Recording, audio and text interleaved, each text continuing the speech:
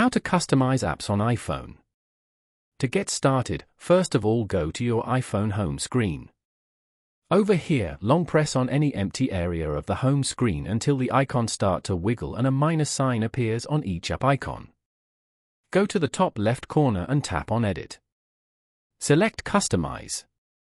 Here, tap on Large below. As you can see, this will make the app icons on your home screen appear larger. The app names below them will disappear as well.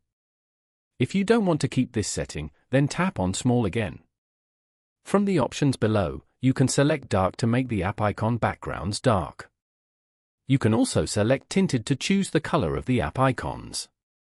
Following these steps, you can easily customize apps on iPhone. Thank you for watching.